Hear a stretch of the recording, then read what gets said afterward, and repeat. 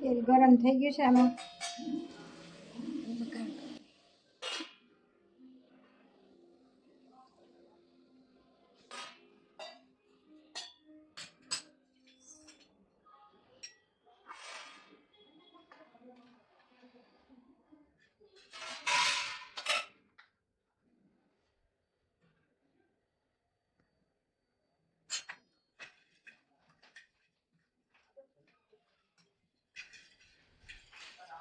થોડુંક ઠંડુ થાય ને પછી આપણે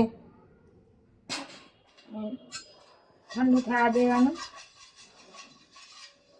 ગેસ બંધ જ છે આ તો ઠંડુ કરવા માટે.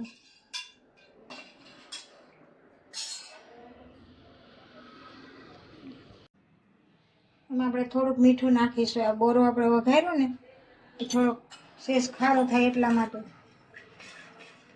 બાકી લીંબુ મીઠું ને બધું આપણે પહેલાં નાખી દીધું છે એટલે હવે આમાં કશું નાખવાનું નહીં.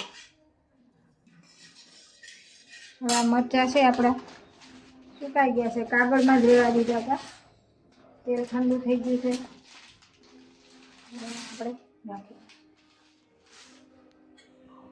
આ રીતના આપણે કરશું ને મરચાં તો એ બગડશે જ નહીં ક્યારેય. એની અંદર પાણી રહેવું જ ન જોઈએ.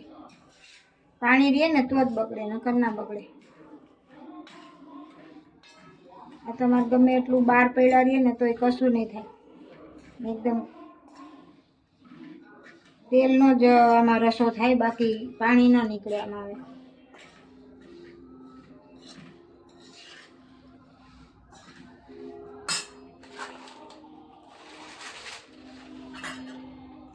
આવી રીતના તમે કરો ને તો પાણી ન થાય. પણ આપણે ઓલામાં લીંબુ મીઠું બધું હારે ભેગું થાય ને એટલે પાણી થઈ જાય. અને હાથ તો એને લગાવવાનો જ નહીં, ચમચોથી જ ફેરવવાનો. ગમે એટલા બહાર પડ્યા રહેશે ને તો એ આવવાના જ રહેશે.